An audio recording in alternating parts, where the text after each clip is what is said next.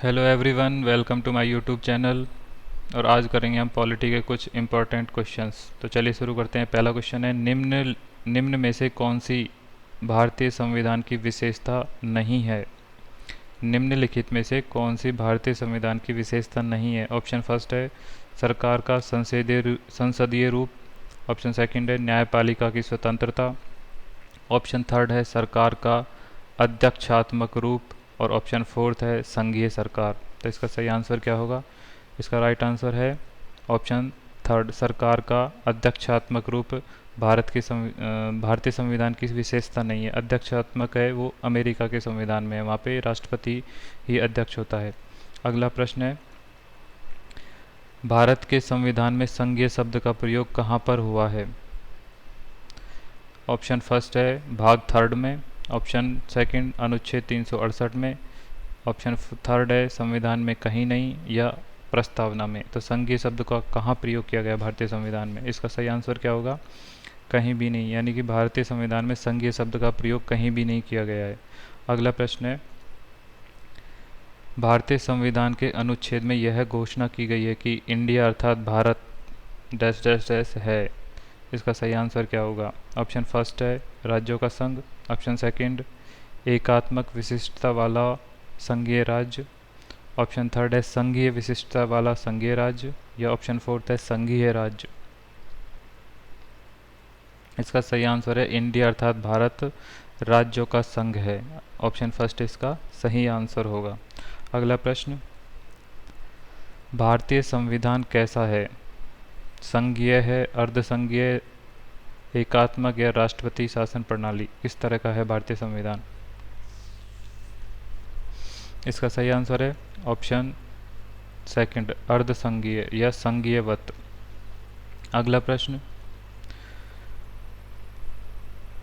भारतीय संविधान के किस अनुच्छेद को डॉक्टर B.R. अम्बेडकर ने भारतीय संविधान का हृदय और आत्मा कहा है? किस आर्टिकल को हृदय और आत्मा कहा है संविधान का? आर्टिकल यानी अनुच्छेद 14 को, अनुच्छेद 19 को, अनुच्छेद 356 को या अनुच्छेद 32 को?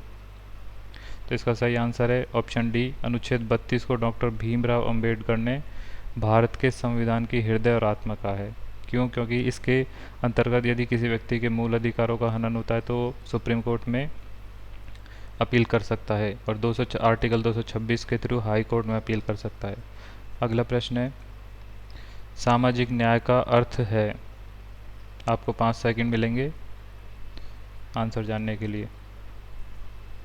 सामाजिक न्याय का क्या अर्थ है?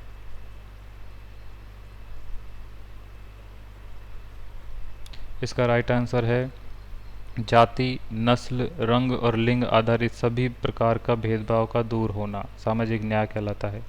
अगला प्रश्न है, निम्नलिखित में से किसको धर्मनिरपेक्ष राज्य कहा जाएगा? धर्मनिरपेक्ष राज्य किसे कहा जाएगा? ऑप्शन फर्स्ट है एक विशिष्ट धर्म का पालन करने वाले राज्य को। ऑप्शन सेकंड है धर्म विरोधी राज्य को। ऑप्शन थर्ड है धर्मों के बीच भेदभाव न करने वाले राज्य को। और ऑप्शन फोर्थ है सभी धर्मों को राज्य के धर्म मानने वाले राज्य को। तो इसका सही आंसर होगा ऑप्शन 3। ऑप्शन सी इसका सही आंसर है, धर्मों के बीच भेदभाव न करने वाले राज्य को धर्मनिरपेक्ष राज्य कहा जाएगा। अगला प्रश्न है, संविधान के अंतर्गत भारतीय अनुच्छेद के आदर्शों को हम कहाँ देख पाते हैं? प्रस्तावना में, भाग 3 में, भाग 4 में या भाग 1 में? भारत संविधान के किस भाग में या कहाँ पे हम भारतीय लोकतंत्र के आदर्शों को देख पाते हैं? तो इसका सही आंसर होगा ऑप्शन फर्स्ट, प्रस्तावना के अंतर्गत। अगला प्रश्न है, विधि का शासन की संकल्पना कहाँ की संवैधानिक प्रणाली की एक विशेष विशिष्टता है? विधि का शासन। इसका सही आंसर क्या होगा? Option first, Britain. अगला प्रश्न है, भारत के संविधान में भारत को किस रूप में वर्णित किया गया है? ये प्रश्न हमने पहले भी करवाया है, तो इसका सही आंसर होगा ऑप्शन डी, राज्यों का संघ। Thank you for watching, subscribe my channel.